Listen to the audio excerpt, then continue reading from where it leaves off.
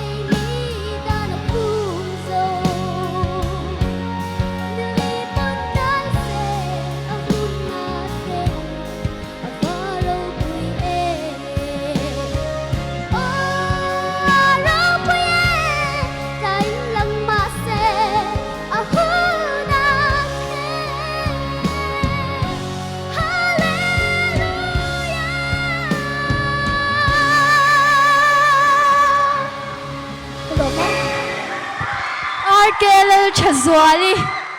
abahan zai thiam tak em atan kudin beng le lok tiang kan endik tu te ka som nga le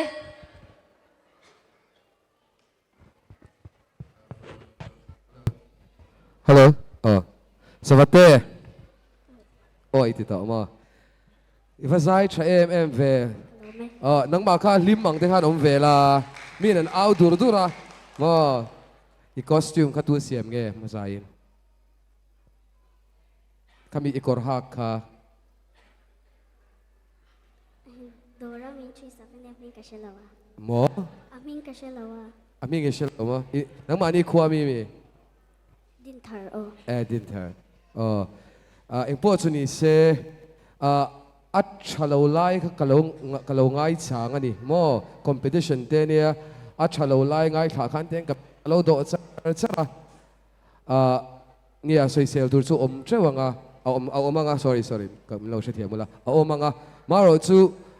izai thatop kho gani mo kami perfect life hi chuanin a perfect thelo ta drop life a chuanin a perfect thelo ti kan shreveka katia isu atrapta atia isu atrapta inti vel ta wa accent en pek vel te chuanin chawin zamai lo la iti lai vela accent in pek lai vel ta kamo tha em me ni chuanin nangma hi chuanin asang lai zel a hianin ama ka soi thin ang khan asang lai zel hi nuami ti anang pontero chuanin asang lai zel ani on ala ni atir isu atrapta ti ma zong ai khanin isu atrapta ti nung lama zong khan isacha chuanin ama chuanin audition hang kan soita savate ania athok del la kan tia zanin a chuanin angai thatu te zong kamin tho pui vek do ni try tm chu kalo me hello ole tu moi min khakalo thik arkela thazoli I think en kau che Cha cha. cha mo min shem mo I think min shet I think min kau thi shem hello mo ha hello kana so me chen chu tak na